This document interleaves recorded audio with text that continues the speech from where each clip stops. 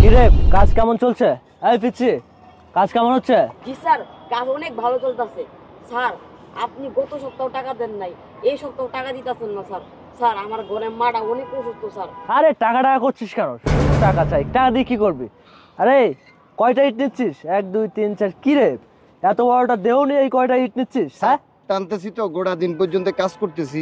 এই কয়টা ইট নিতে পারিস না? কি নিচ্ছিস এই 2 3টা করে ইট? কি স্যার অনেকগুলো ইট টানছি। আর স্যার আপনি গত সপ্তাহ টাকা দেন না, আমার বাচ্চা অসুস্থ, তার লাগে ওষুধ নিতে হবে। এই কিরে সারাদিন টাকা টাকা করিস, তোদের জন্য কি সাইডে আসতে পারবো না?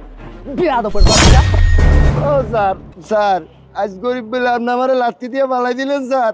আমি কি দোষ করছি? গোটা দিন গাধার মতো কষ্ট করতেছি, টাকা চাওয়াতে আপনি আমার লাত্তি মেরে পালাই দিলেন।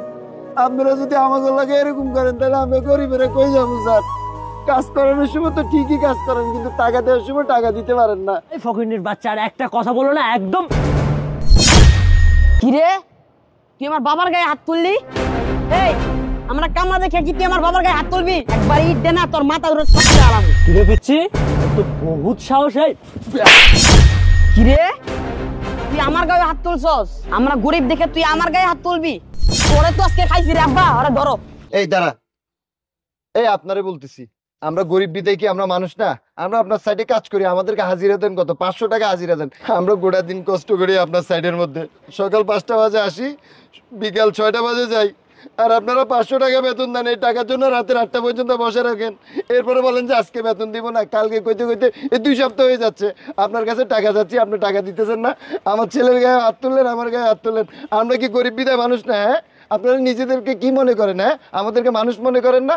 দেখেন আমাদের মাথার গাম পায়ে ফেলে আপনাদের কত বড় বড় বিল্ডিং আমরা তৈরি করে দিই, কিন্তু আমাদের টাকা দেওয়ার সময় কিপটামি করেন কেন?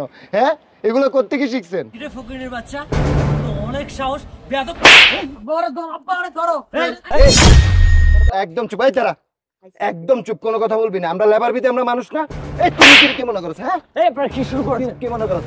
একেবারে একেবারে খাই ফেলবো একদম। এই এই কি শুরু করছেন? গরিব দেখে মানুষ মনে করছ না? বাঁচাও না আমাকে। মানুষ মনে করছ না? এই, আরে এই তুই মানুষ মনে করছ না? কি শুরু করছেন আপনি? কি শুরু? এই চুপ করতে পারেন না, বলছি না দেখতেছি। দেখেন আপনি কি দেখবেন, দেখেন।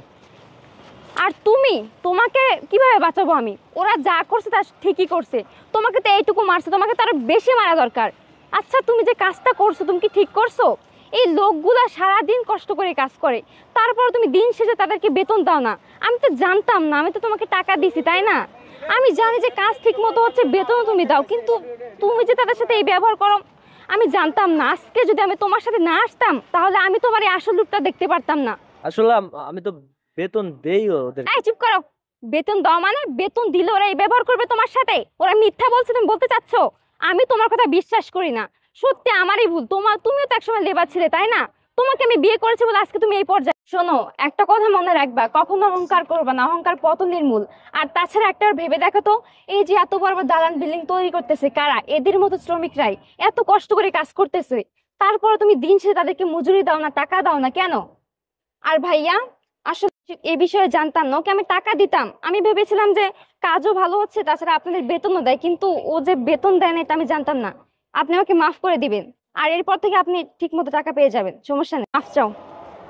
আসলে ভাই আমি না বুঝে আপনাদের সাথে অনেক খারাপ ব্যবহার করেছি, আমি বুঝতে পারিনি। আপনারা কাজ চালিয়ে যান, আপনাদের টাকা পয়সা নিয়ে কোনো চিন্তা করতে হবে না। যা হয়েছে, আমি যেটা করেছি সেটা আসলে অন্যায় করেছি আপনাদের সাথে। আমি আগামীকালকে আপনাদের সবার টাকা পরিশোধ করে দেবো। আপনাদের টিমে যারা আছে সবাইকে বলে দেন ভালোভাবে কাজ করতে। আমি আগামীকালকে টাকা দিয়ে দেবো। এই চলো। ঠিক আছে ভাই, এই নাই চল আমরা কাজ করি। আচ্ছা ঠিক আছে।